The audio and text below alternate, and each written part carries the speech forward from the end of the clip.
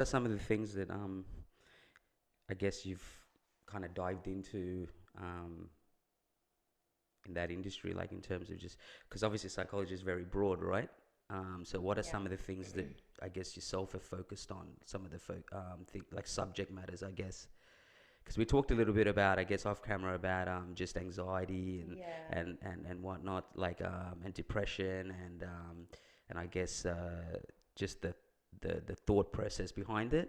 Yeah. Um, I've always been intrigued because I spoke to someone some time ago who was also in the similar field, and I remember he said to me, he's like, um, I told him something about psychology and reading things about it, and I remember he turned around to me and he was like, "Man, it's so much more deeper than that, Yeah. way more deeper than that when you're actually studying it and kind of really diving into those topics."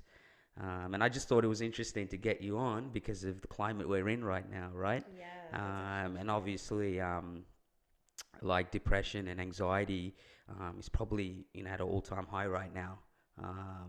Because of COVID and because of all the, like you said, all the changes that people are going to have to make, lifestyle changes as well. And I've been wanting to get someone on because of the fact that even, they were saying domestic violence has gone up as well. Yeah. Um, so tell me a little bit about just let's just dive into some of those topics, like just with anxiety and just with depression and just your thoughts and what's your understanding, I guess, of when it comes to that subject matter, because people have a basic understanding, right? Mm. But I want to kind of dive into more the mental aspect of how it works and how it kind of affects the human mind. So tell me what your kind of understanding of it is from your experience and actually studying it and focusing Yeah. on it. That's a good question. Yeah. A big one, but I Yeah, like it. yeah, yeah, Yeah. yeah, yeah. So I think, yeah, there's a lot of different things under Mm, that question. I think the first few things that I can think about is whenever I talk to clients about anxiety or depression, and one thing that we often notice is that depression can link it's sadness. Anxiety is stress. We all experience that. And I think a lot of the time it's looking at what's the difference between that, because both terms are used so much in our society these days, a lot mm, more than they were before. So I often find that people are saying, I felt so depressed today, I felt so anxious. And yeah, very much could be the case. Um, but yeah, I think that first and foremost, we can all experience that. We can all have depressed moods. We can all feel anxious at times. Finding out the difference, yeah, a bit difficult. It's a bit mm, more, definitely a clinical factor that can come in there. I think in the current climate of things, you're very right. I've had to do a lot of anxiety management around COVID, especially in March, April, and again, probably even a few months ago when the second wave of things mm. seemed to be coming in July. So I think people have settled a little bit now. I think there's still going to be anxiety just across the norm of things because there's so much unknown. Yeah, There's fear around it. We don't really fully know everything. because that would have been like the initial period, right, when all Yeah. these kind of changes started to I happen, think the right? biggest thing was, yeah, April, Yeah. everyone, like, I mean, we didn't know what COVID was. Mm, We were still learning it. And I think that's the thing. There was so much influx of information coming in. The media was fully taking advantage of this opportunity to put things in such a way that it was provoking fear as well. And I think one thing that I even noticed on a lot of sensationalistic news sources mm, and the way that they would just even play music in the background of an ad that they're trying to promote something they're going to talk about, mm. and noticing how if that music was not there, I don't think that tiny bit of, oh, what's happening in the world would come up for me. But as soon as they played that, Mm. I was like, oh, yeah, that is a bit scary. But really, what they're talking about isn't. So, a lot of people were just going through that. They were watching so many news sources and constantly reading and hearing this and updates of everything and have no idea what's going on. There was no way to know what was real, what was not. So people were very, very anxious. Mm. And I think we're human. We're going to be fearful. The way our Mm. brain works is based on survival modes. Our brains are very, very old, like millions of years old, and it's built that way. So when it comes into the current climate of how we live, it comes up a lot more, which is why when we're feeling anxious, it's a normal response for our body, but it's not needed in so many settings. Mm. And it comes down to fears that we have, and it's about protectiveness, so many other factors that can come into it. But yeah, anxiety really does come out, and I think it has come out a lot more. Yeah. Mm. And I mean, I'm hoping to get someone else actually on, and she's an older lady from our community, but she's had a family that have gone through this, and essentially, you would know, and a lot of people would know from migrant families, right? It's a stigma to even say you're depressed or anxiety, because it's like, well, you're a fucking mad person if you are, right? And that's how they grew up, and so we kind of had a brief chat, and she kind of dived into the whole stigma of, that these things like depression and anxiety has been in a lot of people's cultures, and even from third world countries, and because of the stigma behind it, it kind of was just almost like, you were seen as crazy if you did. So clearly, things like depression and anxiety, especially anxiety, I think anxiety, you can almost have that kind of effect on you probably every week if you don't know how to deal with it, right? I feel Very like true. it's like as common as, I would say, breathing. You know what I mean? Well, If you it don't know how to really is. treat it, yeah, And the funny thing with breathing, and we were just talking yeah, about that yeah, before, but um, yeah, it's like we don't know how to breathe. yeah, yeah, yeah, yeah, yeah. And I think the best thing was when I was learning a lot of these techniques through working in this industry and teaching people and noticing that, yeah, it's great for us, everyone to practice. And we have to breathe like that because of how our body is designed and Mm, how our body is designed to sort of mm, manage anxiety and fear. mm, And it's such a weekly thing. Like, I was literally practicing my breathing techniques this week because it was just a stressful week. mm, And mm, sometimes it's hard to switch your mind off of those things, mm, and your body just reacts. Your mm. body reacts to those things. So you have to find a way to calm it down. Yeah, yeah, And we honestly, a lot of people will breathe out through just like a really like short but huffed breath, thinking that's a breathing technique. And I'm yeah. like, no, it's definitely not, because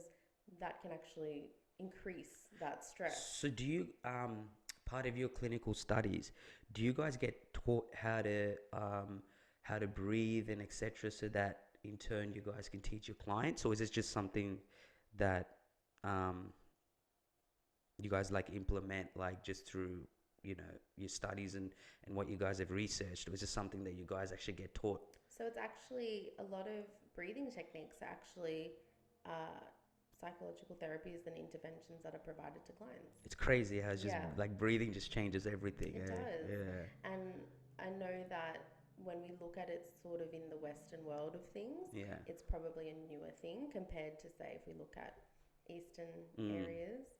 But I love that it's implemented into psychology. And I might be a bit inaccurate here, but I think even just, yeah, the last sort of few years, like 20 plus years or so, it's become increasingly used. I know that when I was in uni and doing a thesis, we used mindfulness, and we Mm. talked a lot about that. And I had no idea what it was at that time. And when we were researching, there was a lot of evidence dated back, but I think more and more so it's been more implemented now. People every day are more aware of it. A lot Mm. of people I ask if they know what it is, they're like, yep, I know mindfulness, I know breathing techniques. Mm. And it's great. People should know that. It's more accessible now as well, So right? much Like, more. obviously, uh, I wouldn't say I'm a regular meditator, but it is something I take pride in. And if I know that I'm having an off day or I'm having an off week, even 1 or 2 days just changes my whole week. Yeah. And I could just go on YouTube or whatever, and be able to have a guided meditation or whatever it is. But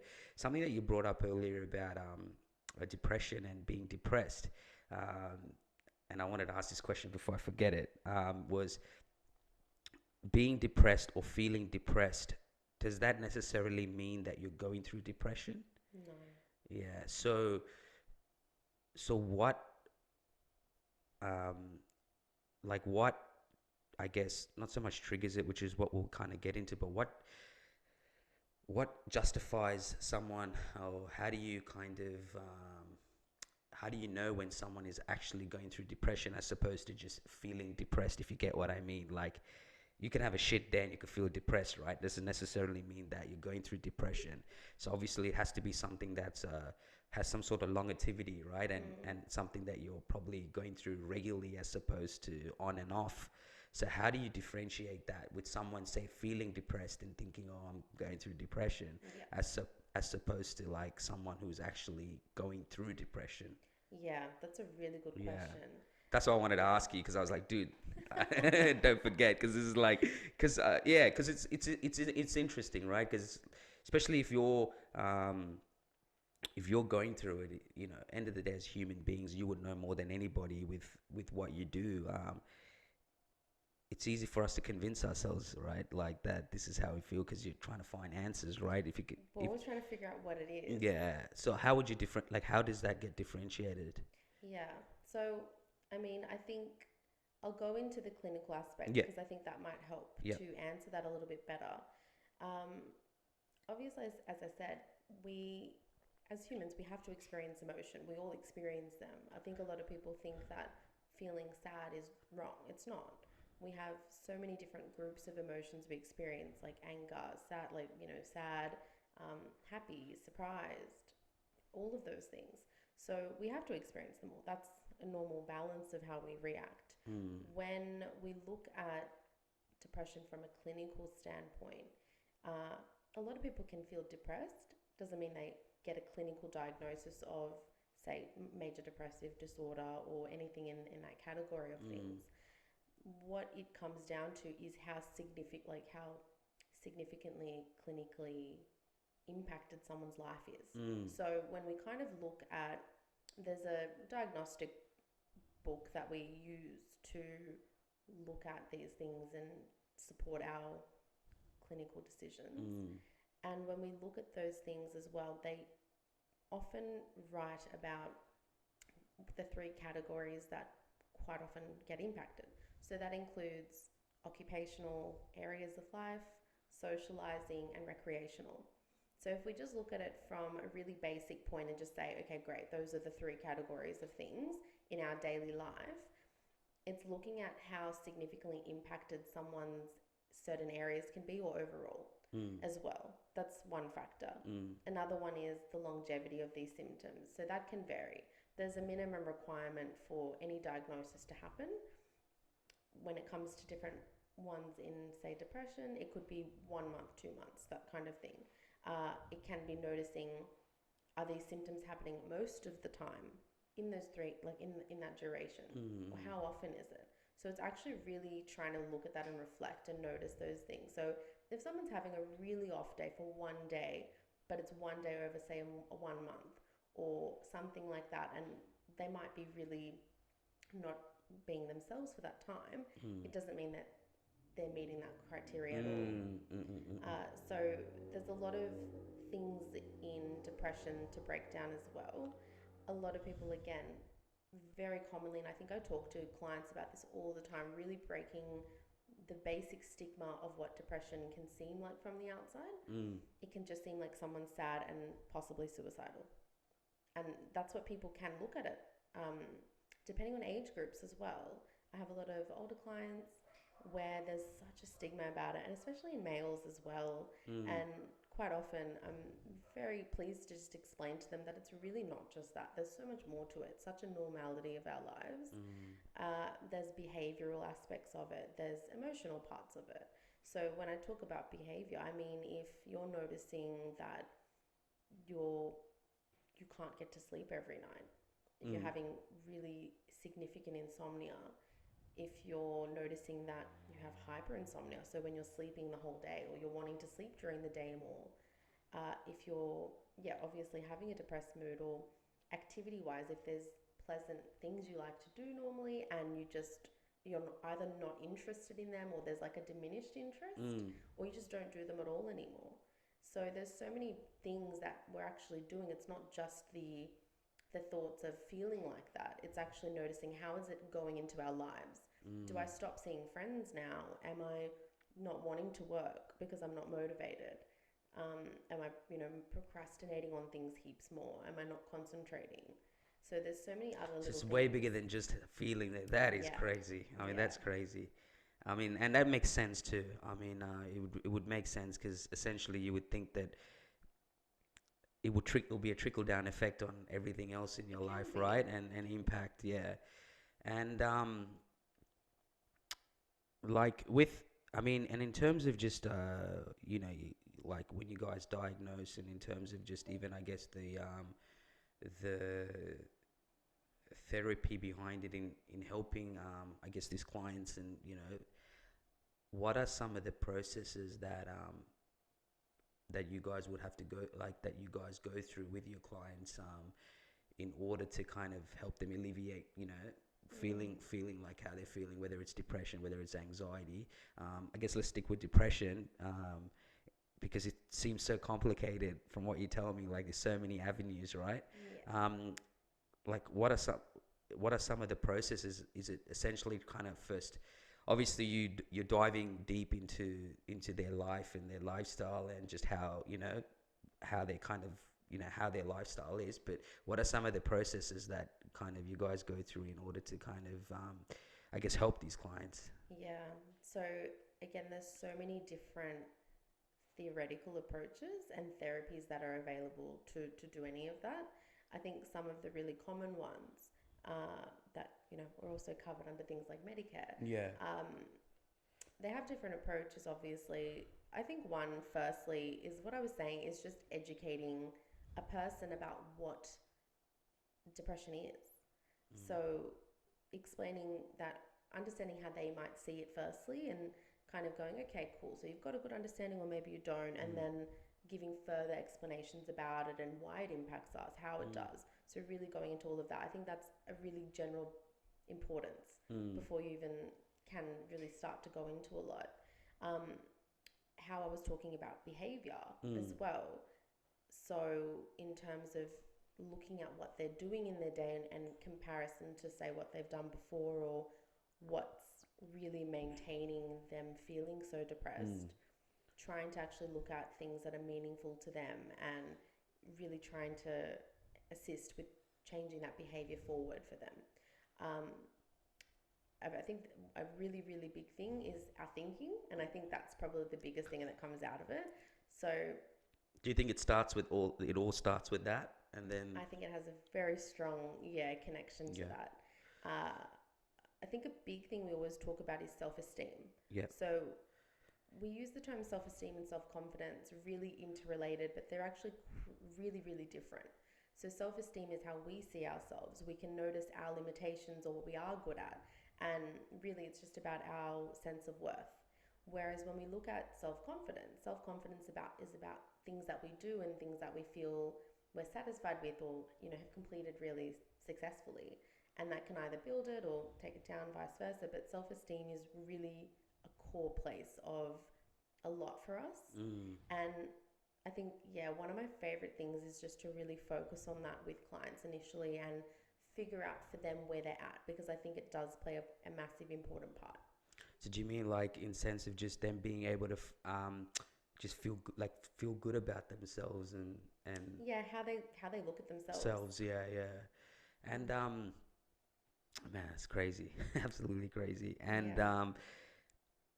what do you think is what do you think um the thought process is behind that? Like, how do you? I mean, I know that we've kind of touched on it, but how do you think?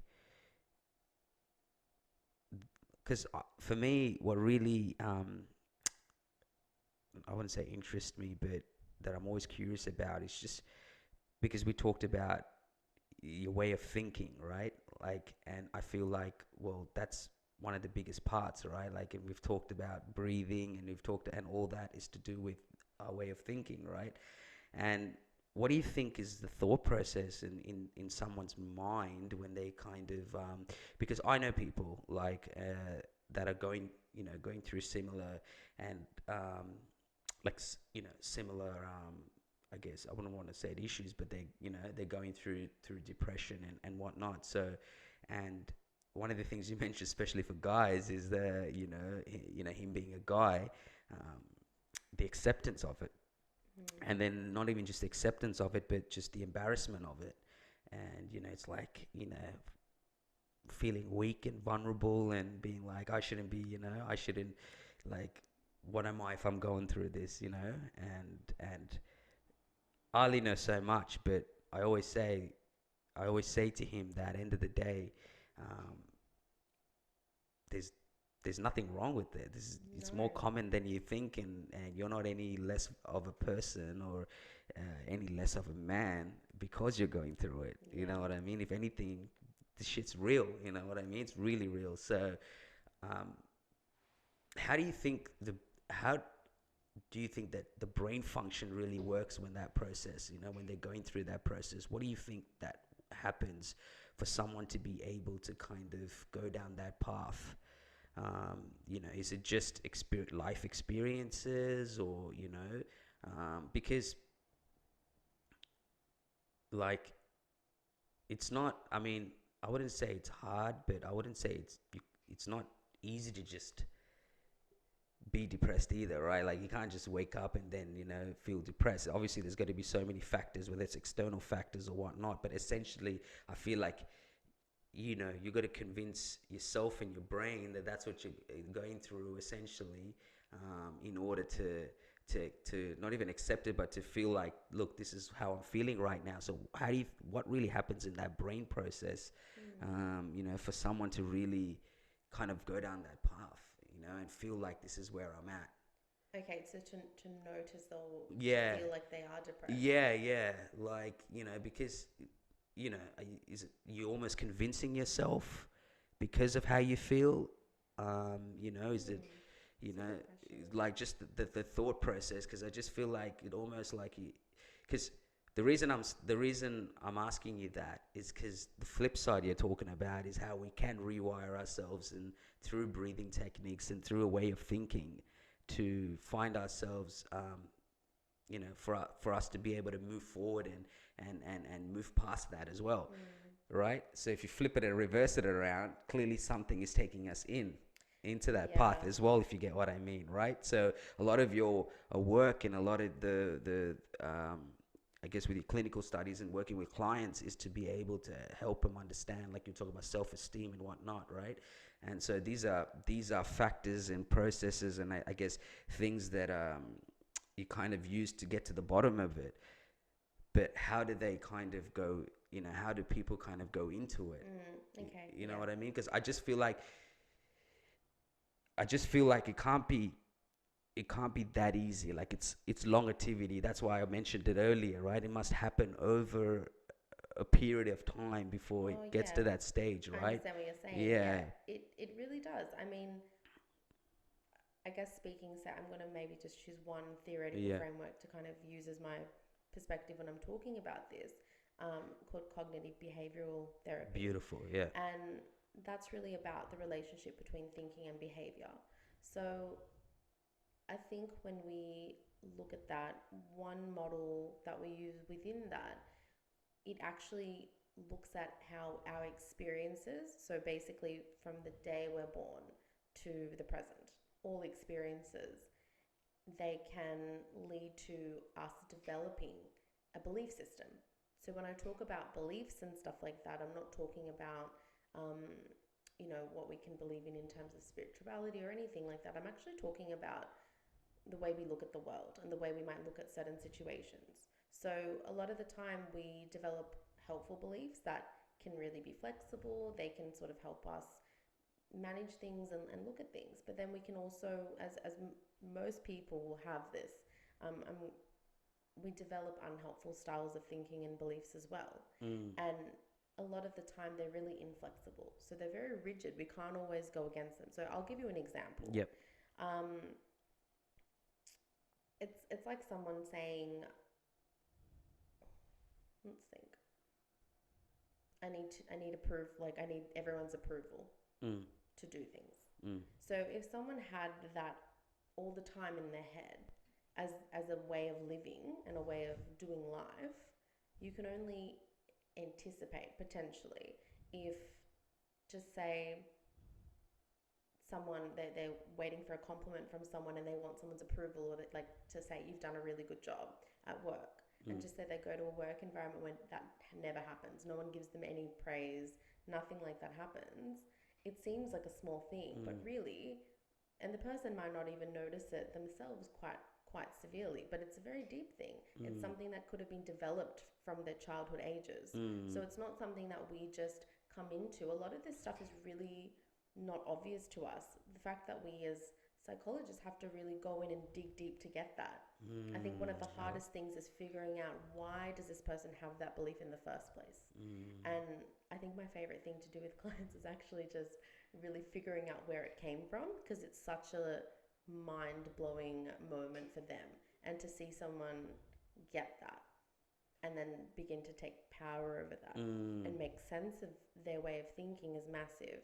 So I think it can seem like it depends on the people and their experiences. Obviously, when people can have very traumatic upbringings, we can, as someone, as a third party observer, I'm sure a lot of us might say, oh, that makes sense why they're feeling like that. Mm. But the same goes for anyone. It doesn't always have to be so sort of in that category of things. It could Like, doesn't be, have to be really traumatic, you mean? no, Like, that's yeah. right. Like, I Yeah. mean, we have something called attachment theories that we talk about, and that's really about, say, your caregivers, your parents, to how they are to you.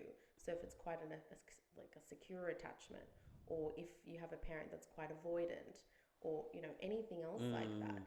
and all of those things, they still impact people to as they're adults, because our childhood age group, like that whole period of time, is really, really significant. We develop those beliefs then. We keep developing them, but I find a lot of the really strong ones that are really hard to sort of change, get developed there. So would you say that it's like almost like we subconsciously keep developing it throughout our life and we don't even know it? Yeah, a little bit. And then essentially, so would you say that ends up affecting the way whether how you interact with people and how you I guess how you deal with certain situations and how you process certain things Mhm. and because like one of the things that I guess I'll put myself in the client chair and you can break me down but but one of the things that I've learned in the maybe like especially last year um somewhere between April I walked away from full-time work that I've been doing for 13 years and going into work, going into like that high school like end of high school and kind of get out of high school and pretty much your life is written for you, right? Like you said, whether it's your parents or whatnot, like sometimes your life is written for you before you even know what it is that you want to do with your life as well, and like and I had like a massive crazy like I wouldn't say it's a breakdown as such, but it just like I competed last year in boxing, and just came off such a big high, and then it was just like I got to the point where I'm like, fuck, what now, right? Because it was like a high that I loved and like I cherished, and I put so much into it, and it worked like it woke me up every day. Like I was ready to get up every day because I knew that training was waiting for me, and there's I set a goal for 3 months ahead, like this fight coming up, and the high that I felt and the energy that I felt coming through that was just something that like I never felt before, like just the want to kind of get up. Not that I never want to get up any other day, right? You get up because regardless, you fucking gotta get up and go to work, right? Whatever. But it's that excitement, right? It's like, yeah, another day kind of thing. So, and then you come off that high, right? And you're like, fuck, what now? Like, you know what I mean? Like, what's next kind of thing. And that really affected me, and that really impacted me, and like, and that really kind of sent me down this path of like I felt like it's the first time I had felt broken Mm. in my life, like really broken.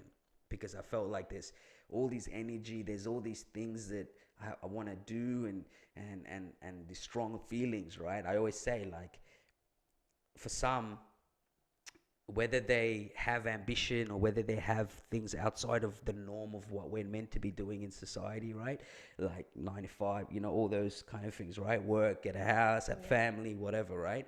Some are very good at doing it, right? Some are very, and chances are, like you said, it's probably hidden there that, really it is, there's other things that are bothering them, but they're so good at just closing it or become accustomed to it, right? Or numb to that. Whereas for me, being the, where emotions is strong for my character, right? As you would know, right? It's very strong in my character, Yeah. right? It wasn't like I couldn't accept it. I was like, I felt like I would end up being, I would end up being, um, you know, really bad mentally, whether it's being depressed or whatnot, because it started impacting my health, Yeah. like impacting how I felt, impacting how,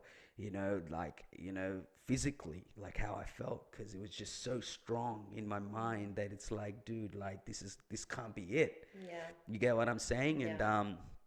And and so then, I was like, I had to kind of like, what I tell people is I just disconnected myself from society completely. Like I just had to kind of take a breather and, just walk away from everything and really kind of start to pull the skeletons out of the closet and just be like, what is it that's, and obviously I had certain goals and things that I wanted to build, which is where we are now, right? Yeah. And a year later, and I needed to focus on it for my own well-being, because I felt like that it just can't be, because you're so used to just accepting how things are because that's how it's taught to you. I felt like that's how it's taught to you, right? You're just meant to accept that, yeah, this is how it is, and whatnot. But I always like to kind of, as you would know, I like to challenge the challenge the norm, right? Yes. Right. So if someone says, this is how it's meant to be done, I'll, just for being stubborn motherfucker that I am, I'll go, nah, I can do it another way, right? But that's just me. Like, I just, because I always grew up feeling like everything was set in stone. Everything said, oh, this is how it is. And people in the environment I was in was like, oh, this is how it is. That's just how it is. And it was just accepting it before even allowing yourself to process it and be like, well, should I be accepting that way? Because that's not how I feel. Well, yeah. You get what I'm saying? And I Yeah. guess what's interesting of what you just said as Yeah. well, you said it's because of how you grew up. Yeah. And that's how you thought. And Yeah. like whatever you were exposed to, your experiences, you made sense of them to how you feel. And that's actually seen now in the drive that you've had to where you are now, what's happened in the last year. And that's a massive thing though, however you've developed that. Yeah. And I mean, I had to, and that's the thing, because the easy way for me, I felt like the easy route would have been just to, whatever, man, go to, what I mean, go to work, deal with it, fuck it, it is what it is, right? It is what it is, like they say, Yep. And, but like, it really opened my eyes, and it was really challenging, because it was like, whoa, I felt like this is the first time I felt like it was rock bottom, because I felt like I was in such a big high. And like, it's like, okay, what's going to give me that high? Because I believe that regardless, yeah, there's things in life and there's things that regardless of whatever is not going to go to plan, right? There are things that you can't control, but there's also things you can control. And so we're always going for the first thing we always think, or the first answer we always think is, it is what it is, or that's just how it is, right? But why do we have to think like that? And so I always wanted to challenge that process of thought, because I believe that, and keeping in mind, right, a lot of successful people that I admire, or that I've kind of grown up admiring, I started to realize, because of the day and age we're in now with podcasts and everything, all go through the same fucking thing, right? Yeah. Same fucking It's thing. amazing. And so that woke me up, and I realized, wait a second, I have a right to feel like this. So how I'm feeling right now, it's actually normal. Yeah.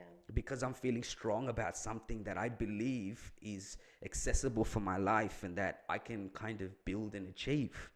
But the environment that I'm in, and the way that, like you said, the way I've grown up, is that it's impossible. And that was the whole idea of even with the Into the Deep podcast. Was I wanted and some of the other stuff that I'm doing is that I wanted people to know, and I wanted people to see that that's not how it is. Like, that's shouldn't have to be the norm.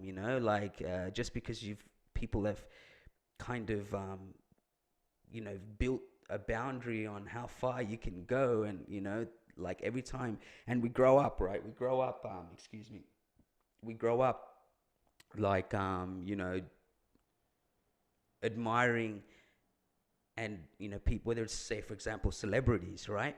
And all the things that we admire, or the things that I felt like, and I'm not speaking for everyone, but I'm speaking from my personal experiences, and that when we think of success, and when we think of that level of success where financial freedom and getting to do whatever you want, especially depending on how you've grown up and what you've been able to be exposed to, it's almost untouchable or unreachable, right? So it's like, success, whether it's take celebrity actors or actresses, right? So our success is untouchable, but they were just like us, and I had to, and I understood that, and that's why, like I always say, success is all around us. It's whether you see it and accept it, and actually admire it.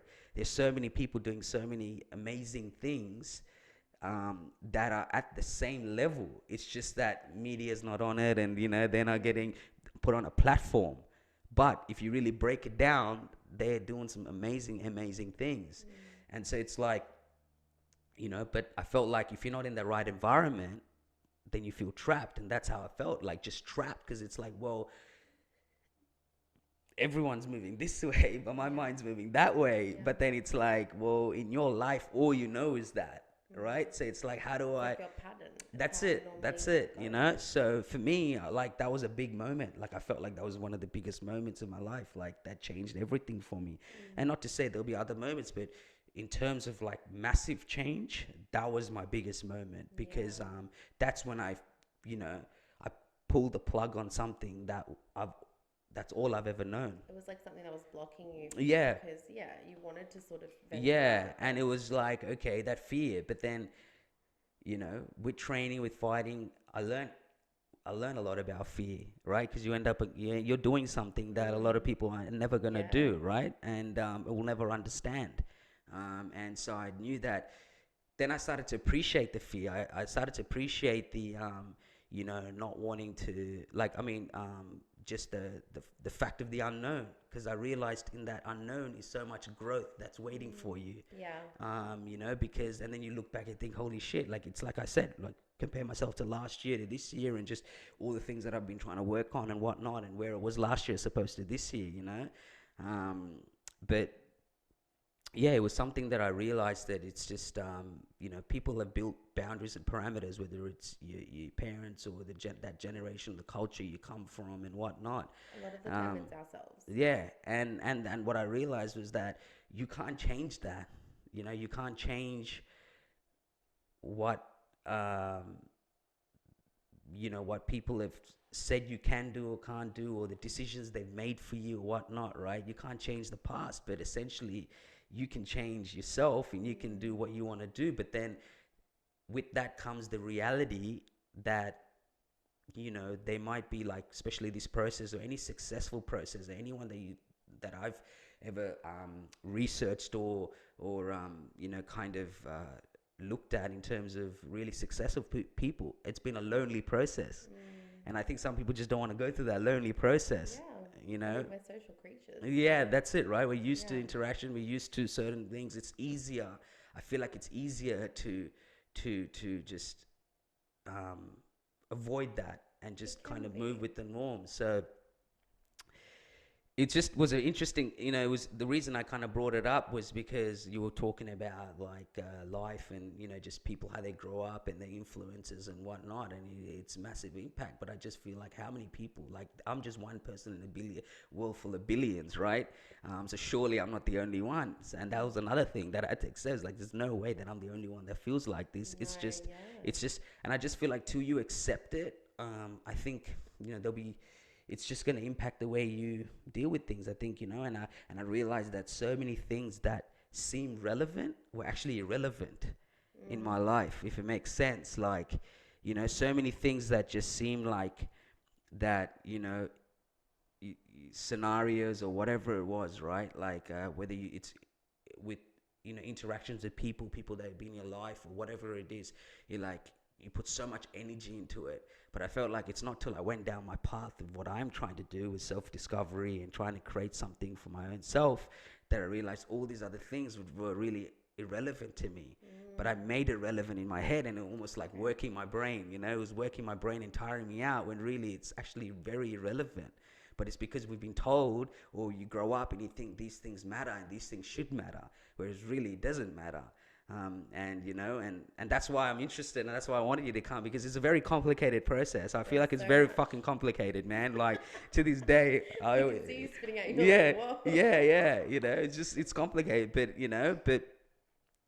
it's not till you, yeah. I feel like it's not till you do it and you take the step forward. So, um, I guess we just went a bit off topic It's there, okay. That was great. we were talking about cognitive, like, and just, you were touching on, what was it, the your experiences, as just yeah, your experiences versus, I don't know what the other way, Yeah, like beliefs. beliefs, Yeah.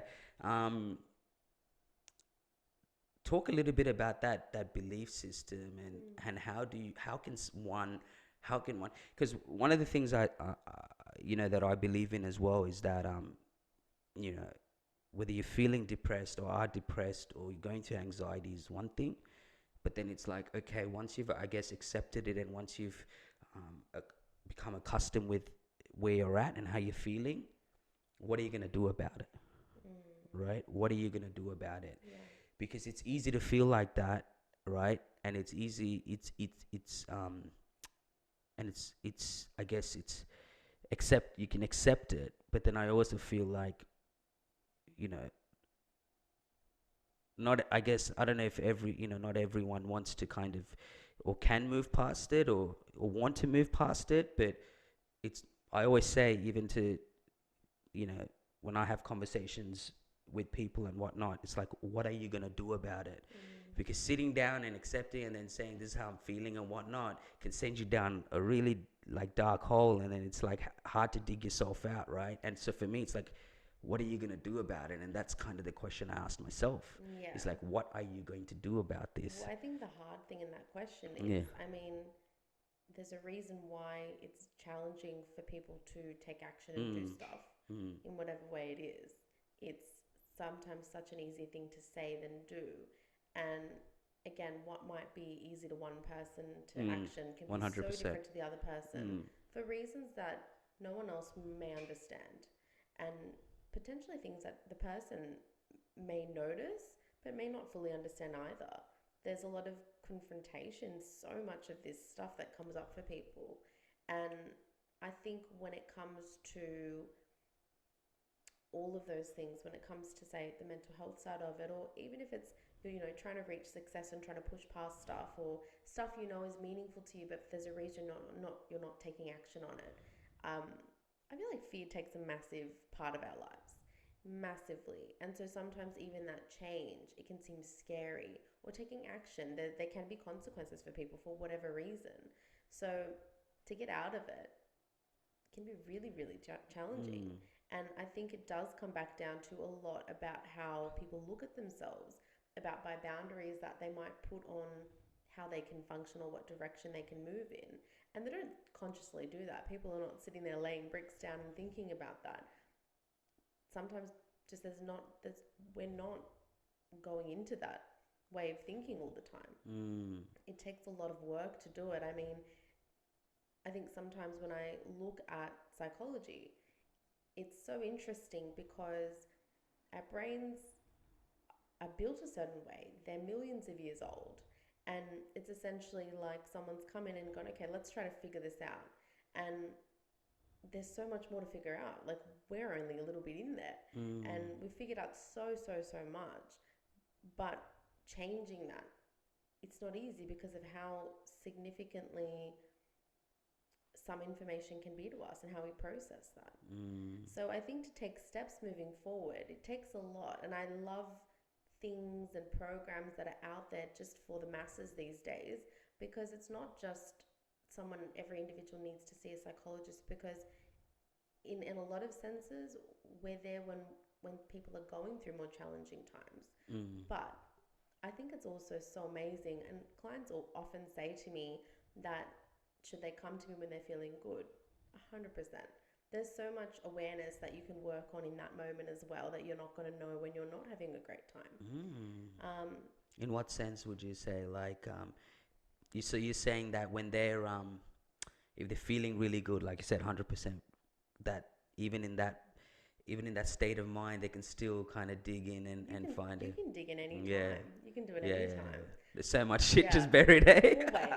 I mean, I could find anyone on the street. Yeah, Like, yeah, yeah, come, let's yeah, dig yeah, into yeah, this, yeah, because yeah. everyone has it. Yeah, We all have a brain. hundred We're all percent, wired, hundred in a percent. certain way. So Yeah, I mean, there's always stuff to work on. yeah. I think the day that we stop trying to figure ourselves out, what will we do with our time, honestly? Mm, mm. But yeah, I think there's a lot in that. And I think there's a lot of programs these days that cater to the masses of just, everyday people. And it's not to say that anyone in that everyday category of people may not have had a relationship with mental health or challenges there. But really, it's a lot to do with our mental well-being. And that's important for us, because without figuring out how we think ourselves as individuals and how we're wired Mm. to, whether it's wired to go, no, I should just do things this way, or wired to go through and get Yeah. basic, like want to do things that you really want to do for yourself and your self growth, without knowing ourselves, it's going to be so hard to do that. Mm. We're going to have times where we fail. And if we're, hypothetically, if there's someone who is afraid of failure, or that's the Mm. last thing they want to do, they may not take chances. Mm. So if you know that you hate failure, then you might know why you're avoiding doing certain tasks. So knowing that's helpful. It might not give you everything, but Yeah. it's helpful to identify that. So if you keep noticing it and noticing it, sometimes that in itself can push people past their own limits. Sometimes they do need external reasons to do it. If they're motivated by people, and they're like, oh, I really don't want to do this because I'm scared of failing, but there's people there and it's a fun thing and it'll be great. Like, there has to be leverage to do something. And do you find that it's crazy, because I think to myself, like, you as a person, or even the people you work with, you guys, you yourself give advice and whatnot. Do you ever find it challenging for yourself, like knowing all these different aspects of psychology, and the way the mind thinks and works and people and whatnot? Do you find it challenging? Because the reason I say is, like, when I asked you to come on the podcast, you obviously you obviously were like, oh shit, right? I'm caught. Yeah. Whereas, like, come on, man, like, you do things. This is like a walk in the park compared to what you do. You know what I mean? So it must be challenging. Like, is it necessarily easier when you know these things, or is it just as difficult? Is I'm it just as laughing because this is a great question. Yeah. And I was literally telling you before that I was talking to my colleagues and saying to them, and in the most open manner of freaking out for a second and going, what the hell would I know? Yeah. I don't know anything. Yeah. And we joke about something called imposter syndrome. And 100%, look, knowing stuff is one thing. As I said, I can make these jokes. Some with people my are good at giving psychology advice, friends. right? But not taking it. Well, look, I mean, it doesn't mean that people can't take advice. Yeah. I mean, people can give advice. It doesn't mean it needs to be taken. People can have 10 different perspectives. Doesn't mean you need to take 10 different ideas and do that in your life. You still need to assess what's going to work for you. I think in the end of the day, like, I know there's certain advice that plenty of my good friends will, pass on, and they'll say it from a place of going, this is what you really like though, like, why aren't you doing that, or like, what's holding you back? And it's such a confronting question. It's so confronting to people, even to myself. I'm like, oh my god, yeah, podcast, crap talking. Like, I'm like, I know I like talking, but far out, like, talking on a podcast, like, I've just given it some significance and meaning and made it some massive fear. And that's the thing. It's not an easy thing to do. So I think psychologists are human. We're people. We literally have the exact same things, and I feel like that's just us. That's just how we work. You know, Yeah. it's crazy. It's crazy because Yeah. it was I was interested because like obviously with um I've known you since God knows, but like this Yeah. is the first time, even when we're drunk and getting fucked up, we probably don't have this kind of conversation. We probably are gonna now. I'm gonna just every time now we have a drink, I'm just gonna drag you to the corner. Come on, we're gonna have a chat about this. But it's just because I find it interesting because it's there's so much knowledge that about just in terms of like just us as humans and just the way of life and how we handle things and end of the day, it's what you said was so beautiful because whether you're a psychologist or not, you're a human being just like anyone else, right? Yeah. Having to deal with anyone else, and on top of that, not only dealing with your stuff, but then you're dealing with other people and what they're going through as well, right? And trying to help them identify it and move past and get better as Yeah. well, which is challenging in itself as well. um, um, but damn, I had the question in my head and I just forgot it. But but essentially, like, just in terms of just, I guess, your my train of thought just went, but it will come to me. What were we talking about? We're talking about, yeah. So we're basically talking about the our train of thought. But Like psychology and that's us the question I had. yeah. I'm back. Okay, I'm great. back. So I don't know if you know too much about this, but it's something that I would love even just to, I guess, get your opinion on Hmm. is the way people, I guess, the impact of this on people in terms of like whether you want to call it like criminals or people just doing really bad, someone just doing some really bad thing to someone or treating someone like shit, whatever it is, right? Um, how like obviously you know how they grew up or how, say, for example, a criminal or whatever it is, right? Whatever you want to call them, labeled it. Um, does that does this impact of like how they, you know, in a similar state of how you work with your clients and with people that have helping them kind of really understand where it's all coming from? Can that same type of impact of how they've dealt with life lead them down this road as well, as opposed to like, because like something that you touched on earlier was that just because one person can do it or one person can understand doesn't necessarily mean another can. Does that go to the same in terms of someone being able to flip their mind and be able to go do something Mm. so terrible or bad to someone? Could they have come down the same similar path but reacted differently, if you Oh, get what I'm trying to say? 100%. Yep. Yeah, yeah, Yep. yeah. 100%. um because no one is really born in this world to hurt someone or to make someone's life miserable or to produce and create hate, and you know what I mean. um why is that? Like, say, let's, for conversation purpose, take X and Y similar lives and similar impact, maybe through Mm. childhood Yep. and similar you know and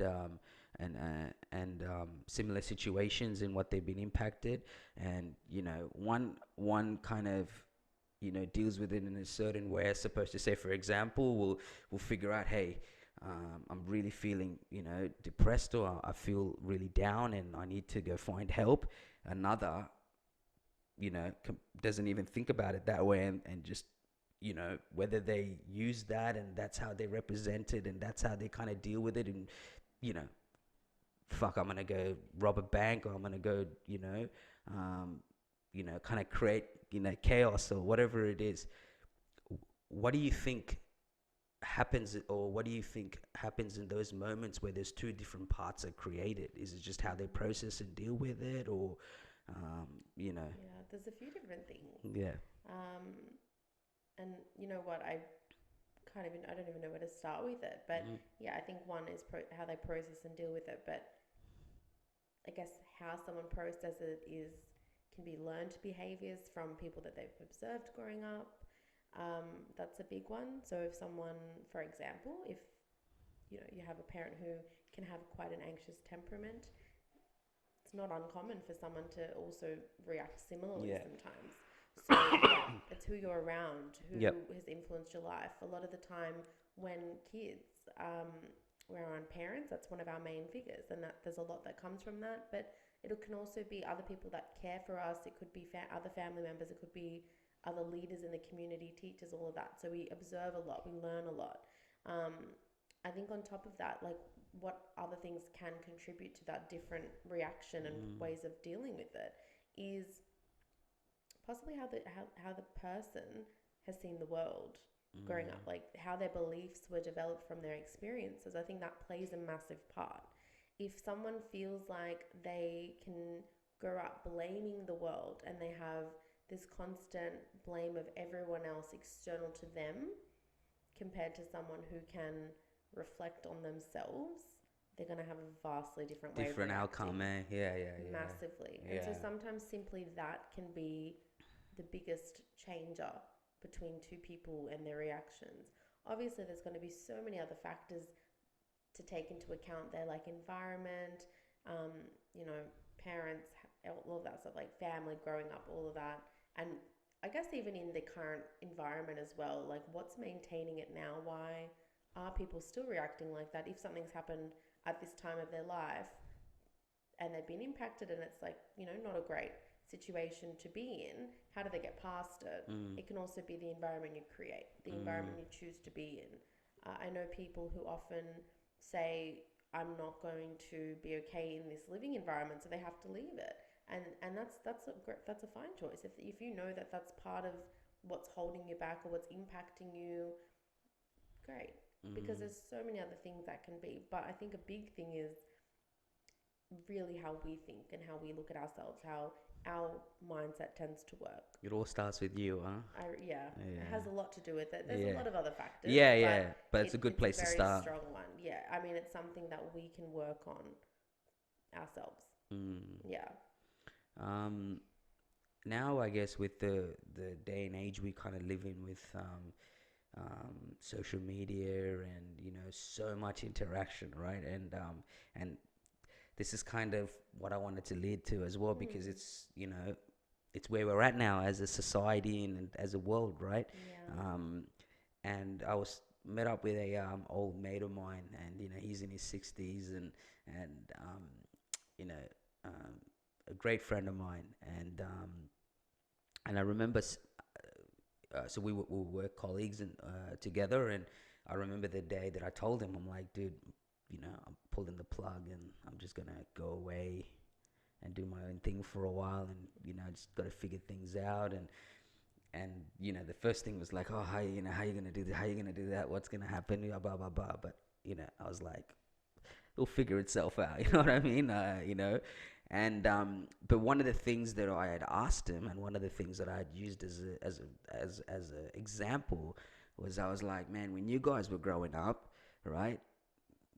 In the 70s and 80s and whatever, right? Where good luck, if you even had fucking an IG, you know what I mean? An IG account or Facebook or fucking even video call, let alone texting, all those things, right? All the tools we have now to be able to interact as as people, right? Like different methods, right?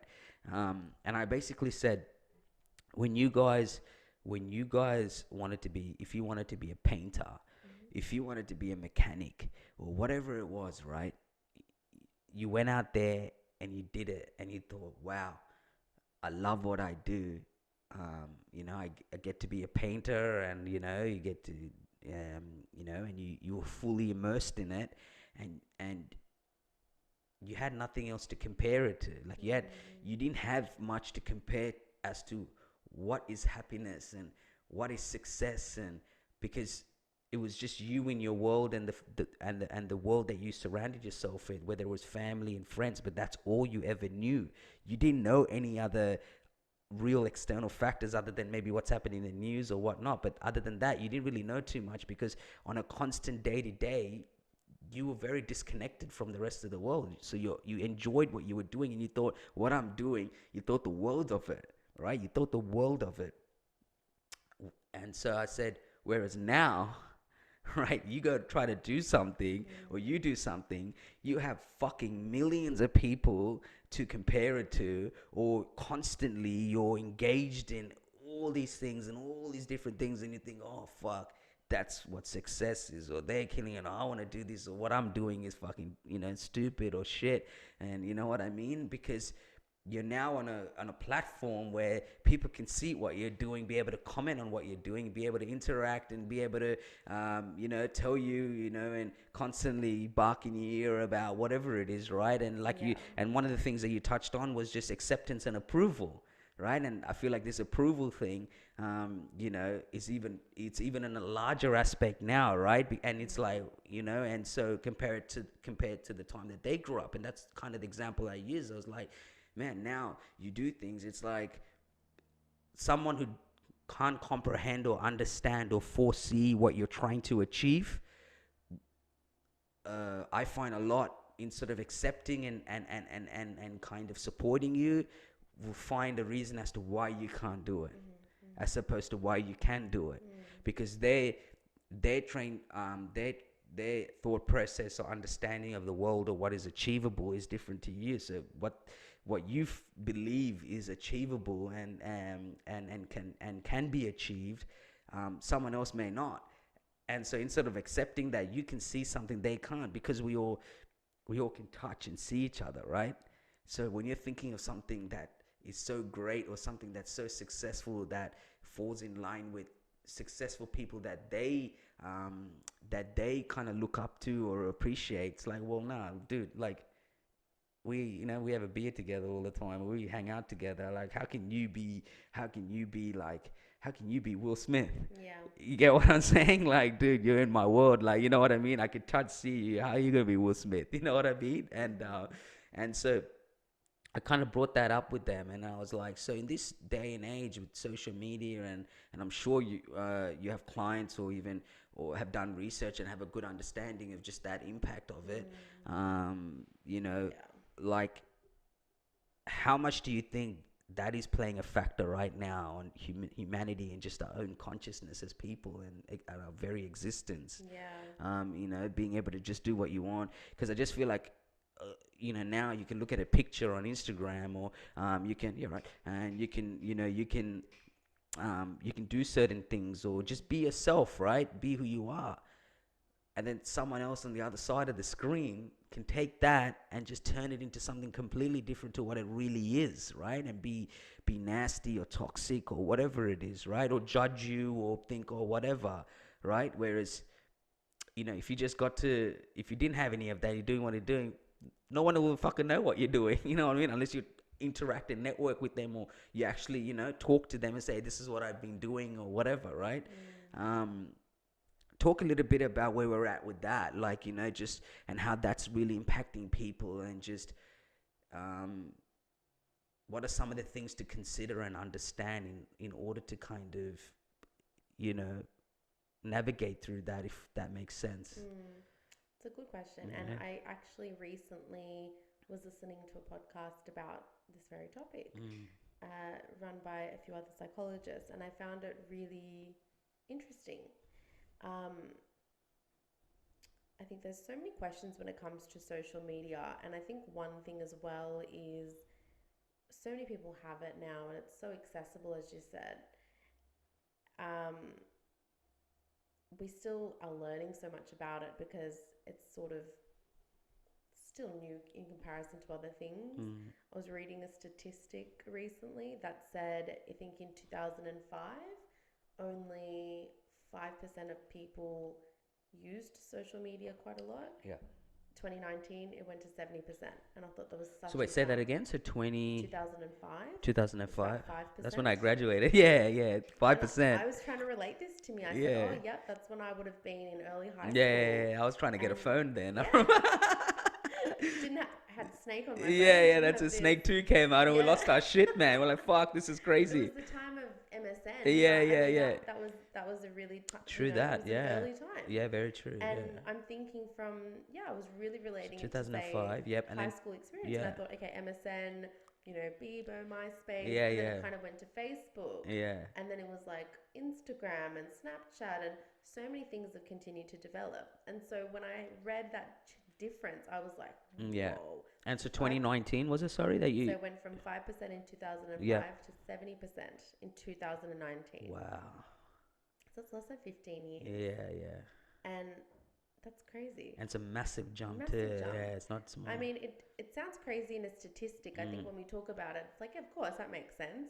But to see that change was really, really interesting. Mm. Another interesting one, there was a study that said that apparently we look at our phones like 120 times a day. So that may not be What? including social Yeah, media, yeah, could be yeah. looking at other things, Yeah. but wow. Yeah. I was like, oh yeah, just a few. Yeah, yeah, yeah.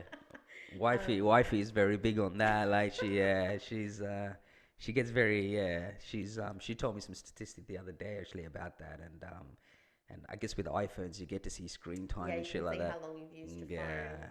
I don't look at that. I'm like, oh, Yeah, that's yeah. clever.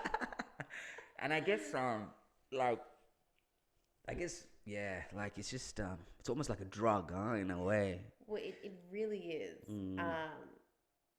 There's a lot of information to sort of indicate that it can have very similar effects to, say, substances and other things like that.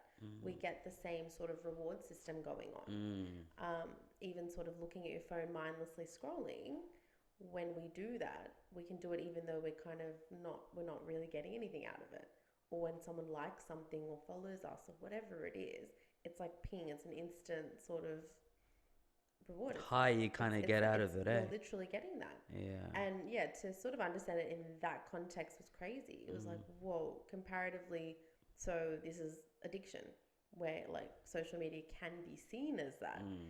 I think that social media has amazing benefits as well. Correct. Yeah. But I think there's just been so much highlighted, and recently that Netflix I was documentary gonna get to that about, social dilemma. Yeah, I haven't watched it. I haven't properly watched it. no, But neither have I, but I've been filled in like on what it was really yeah. about and stuff. And I Yeah. think they've talked a lot about so many different areas of how those businesses work. But I think what a lot of people seem to have drawn out from it is the way they're kind of utilizing human psychology. And I thought that was so interesting because, yeah, I think even I thought about it from the perspective of, say, when we get likes, or I can remember a time on Bebo when you had to share love, and my friends and I were talking about that, and we spoke about how, as humans, one of our basic human needs is love and connection. So we kind of can seem like we get that from a sense in social media.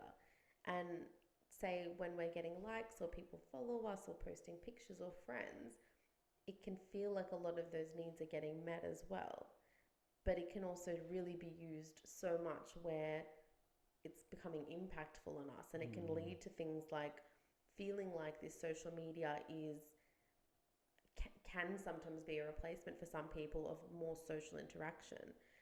But then again, there's also plenty of people that social media can enhance social interaction for various other reasons. Yeah, well, I wouldn't be able to do what I do without it, right? Like, Yeah. I've met and networked with so many people Yeah. because of social media, right? So it's like anything, right? With great power comes, they say That's great it. responsibility. It's just how you use it, right? Yeah. There's two sides to it, Yeah, there's obviously. two sides to Yeah. it. So, and I mean, do you find that it also allows people to, without kind of play, be able to play certain characters and be certain people because obviously you've used Facebook, you've seen comments and fucking nasty comments and people, you know what I mean? Whereas I feel like if you had to interact with someone and you had to really, you had to say even half those things in front of people that you probably fucking wouldn't. You wouldn't even have the Yeah. balls to do it. You know No. what I mean? No, And definitely. whereas it just has allowed people to be able to play a certain, the way I say it is play a certain position online, and be a certain, I guess, especially in people with a lot of unaddressed insecurity as well, and it really shows, like it's funny, like I was, I was thinking the other day, like, and I was having this conversation, and I was saying to someone, like, man, I see a post, or I see something, or I see an article, like, for me, mainly with Facebook, I use it because I like to read up on a lot of the news, and not the fake news shit, but there's other things that I like to read up on, and I see articles and whatnot, right? um but you hit a comment, and fucking Yeah. guaranteed, like 60-70% is just either, trolls, or just literally talking shit and trying to find something. You know what I mean? I feel like we're in an era now where we're just so quick to, like, we just critique. We're like so quick to critique and quick to judge. And like, It's I as was if thinking, we even have with, that right yeah, to do I that. was just Yeah. thinking, like, even with movies, right? Back in the day, we used to go to with video store.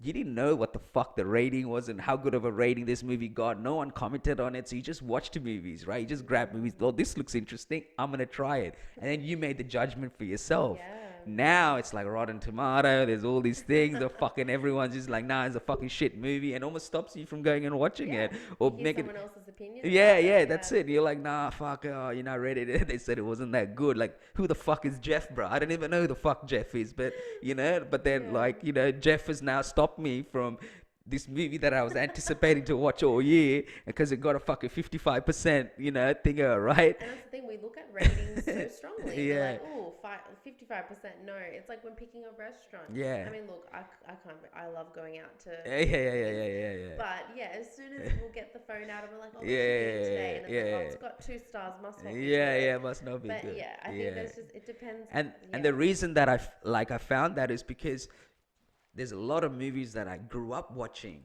that I Yeah. fucking loved. Yeah. When I go and Google it, it's got like a rating of 40%. I'm like, that's not fucking 40%, bro. That was the best movie. I loved I it. think I feel the same way. You know what I mean? I'm a bit curious. I'd Yeah, like to go and do that myself. yeah. Because I was like, like there's certain movies I grew up where I was just like, whoa, I had the most amazing memories. Like there's certain movies that just Yeah. take you back, right? They Yeah. take you back.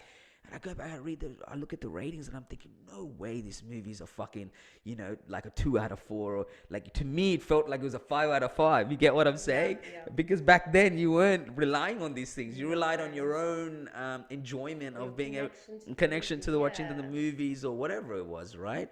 And I just feel like now, I mean, even like, I don't know if you've ever watched it, but what's that show about technology? It's a crazy, it's on Netflix, Black Mirror. Black Mirror. I haven't watched that. Yeah, I would highly I recommend got it. a lot. I've heard a lot. I'm Yeah, curious to highly, watch it, highly, though. like, Yeah. highly recommend it. And Yeah. even like in one of the seasons, it's got people where the future where you essentially, if you go shopping or if you go thingo and you rate people, you can rate somebody on a phone, like you can rate them, Crazy. and like, if someone gets a shit rating, they might not be able to go into like a certain restaurant, or they might not be able to go to a certain place because Wow.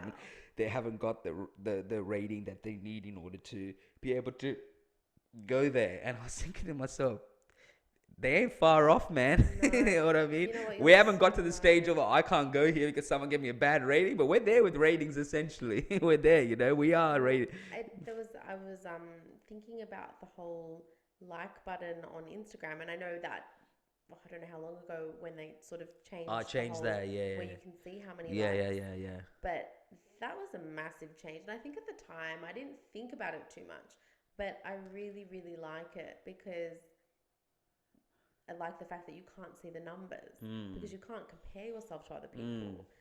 It's when we compare ourselves to other people, our self-esteem already becomes impacted. When we're like, oh, they've got more likes or they've got more comments or blah blah blah. It's just we can't do it as easily anymore. Because it ends up justifying your success, right? Whatever it's doing, like it ends up justifying how good whatever it is, what are you posting. Like if we had to flip it around, I see it from a creative point of view. So when I create things and I put it out, I've learned to understand and accept now that how many people like it or how many people see it doesn't justify. I just enjoy the process of creating something and putting it out, And and then that's fulfilling for and you. that's That's fulfilling for right. me. And then Yeah. end of the day, not everyone's gonna like it, and just because you grew up with people, and there's a community of people or a bunch of people that you grow up, and you think, oh, natural order of life is that if you do something, they support you, and they don't, and a lot of people get disheartened by that, Mm. right? They get disheartened because Yeah. they're like, what do you mean, like, why wouldn't you support me? But again, it goes back to people's fear of, oh well, you know, like, who else is supporting this person, right? Mm. And sometimes you wait to see who else is interacting, and then you think, oh, I'll interact. But where, and I've realized with creativity, the number one and the only thing that really matters is tap into your frequency and do what you want to do and put it out. And before you know it, you will network and connect with people Mm. that you wouldn't even think, whoa, like, I'm surprised you like it. Like, I've had Mm. calls from people like interstate, like, people from, that I call OGs, that, much older, like saying, man, I love what you're doing. And and literally, man, listens to like 95% of my podcast, and I just laugh because I'm like, fuck, I can't believe you sit and actually listen to my podcast. You know what I mean? Although, like, the irony is that I'm doing a podcast for people to listen, but when certain people ring and say, fuck, bro, I watch this one, I like this one, I like this one, I'm like, man, that's crazy, and that's one person out of 50, but I feel fulfilled because it's the one person I didn't expect, Yeah. but I appreciate now. And now I know that it's not for everyone, or and it may not be the people that you expect to be the ones doing it, but it's not about that. It's your process of creativity and, Yeah. fulfilling what it is that your own desire, right? And what Yeah. you're trying to do. And I just feel like this whole social media game, it's like to navigate, you got to navigate through it. And it, like you said, there's two sides to it. It's how you use it and how you kind of also react to I what you think do, the reaction and everything there is a massive thing. And I Yeah. think a lot of the time there's obviously such a big correlation between social media and loneliness, Mm. funnily enough. Mm. And a lot of people can think that, yeah, we're being social, but sometimes, and I said there's a correlation because I'm not saying that social media is the cause of loneliness, Mm. because it could possibly be the other way. People Mm. could feel lonely and use social media more. Who Mm. knows? Um, but it's interesting that there is that relationship there, and I Mm. feel like sometimes people will turn off from using social media at times because they notice it's not fulfilling. At times, people like it to just keep up to date or post stuff and share with people, but other Mm. times it's comparison. It can be envy and being like, oh, what are they doing? I want to do that too. I think even, what was it recently? Like, I was just even thinking about how much of the time someone will go to a place or a restaurant or a really nice beach and post it, and everyone's like, oh my God, they're so cool. They've done that, they've gone there. And then the next day, you see flocks of people going to the same place. Mm. It's, there's so much greatness to it, but I think when you look at like, why do we do that? It's such an Yeah. interesting thing. And I think even when people post pictures or do anything on social media, why are you posting it? Are you posting it because you just want to share what you're doing or you Mm. think it's really fun? Are you posting it because you want to get validation? Because that's a different thing. Yeah. If you're trying to get Like, what's your true validation, intention behind it, huh? yeah, and look, and if you're having a bad day and you're not feeling great and your Mm. self-esteem or your confidence is just not in a great place compared to other times, Mm. and you post something to get validation or seek validation, that's a bit concerning. Mm. Or if you're looking at people's pages and feeling envious, that's a bit challenging. And that's what I mean. Like, that's kind of what I was tapping into before, and I was telling you, like, people um, have this assumption and create all these perspectives and ideology behind um, what something is or what's going on or a person or whatever it is based on just what they see on social media, when it's got Yeah, nothing to do with that. I and mean, and yeah, when you end up creating all these scenarios in your head when really it's not. And that's what I meant by, like, I realized so many things that seemed relevant were actually very irrelevant. That was my ding, like that fucking light moment, you know what I mean? It really yeah, was, like, it really was. I realized, fuck, I've been like thinking about all this shit that seemed like I needed to think about this, that these mm, needed to be things in my life that I needed to allow these things to that are weighing me down because it's a norm and that's just how it is. And then I realized, no, I don't have to, because there's this coding that has been written in life that that's just how it is. You know what I mean? Like, you know, whether it's dealing with family or friends or people or whatever it is, just because someone else has a perspective or an idea or a view on something about you and what you're doing, right, doesn't necessarily mean that that's what it is, and you got to sit there, you know what I mean, and deal with it. I don't believe that at all. I think that every person is own to themselves, and if you focus on being the best version of yourself, which is something that, I told myself that, try to, you can never have the ultimate, but the enjoyment of trying to find the best version of yourself. Everything else is just everything else.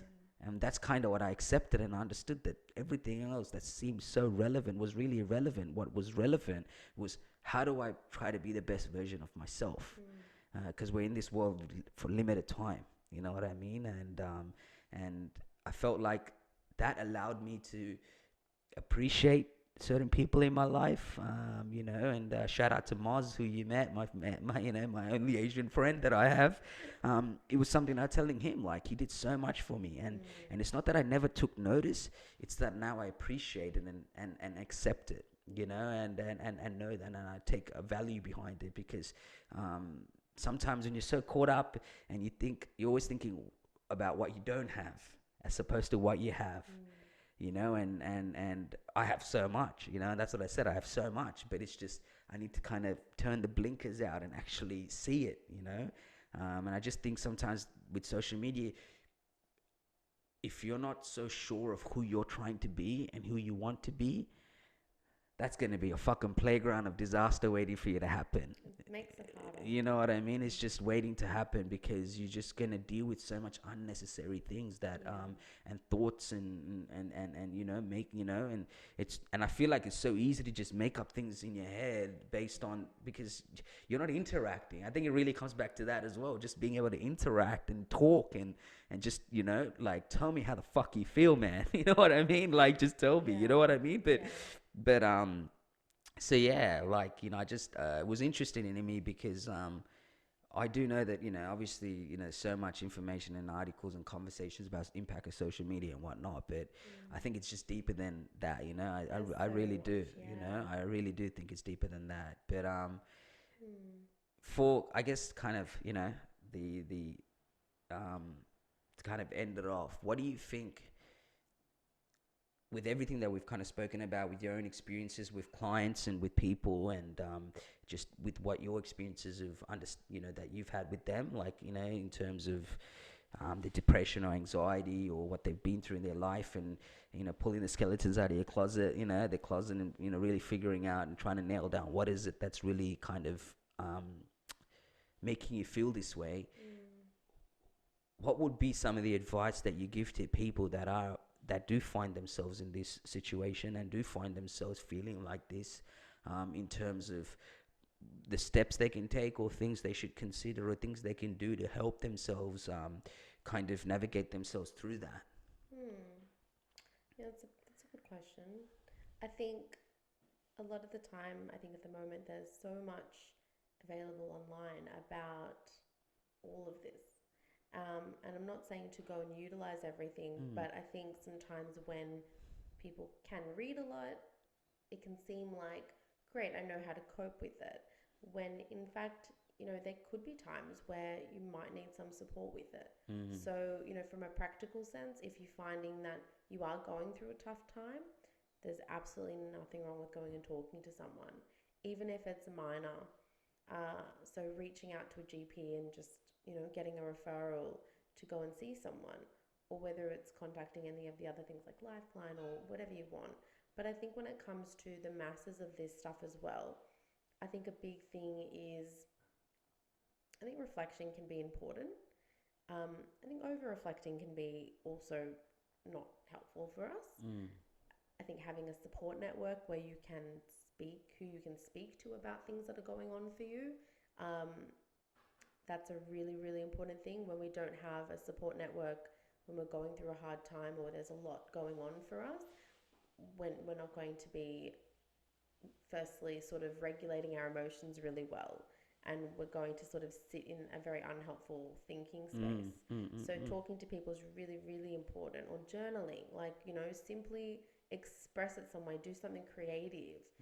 There's so many things there, but I think when it comes to figuring it out, I think, you know there's a lot you can do. I think learn to manage it where you can, do things that bring you some sense of fulfillment or joy, even if it's a little bit. And yeah, I think there's a lot there, but I'm going to say, if you're going through a really tough time, go and talk to someone, because simply just having a 5-minute conversation, mind blowing. Yeah. Amazing, eh? So yeah, I think that would be my biggest thing from it. Appreciate it, man. Appreciate you coming through it. Hey, we did it. You Love got it. through There we it. go. Hey.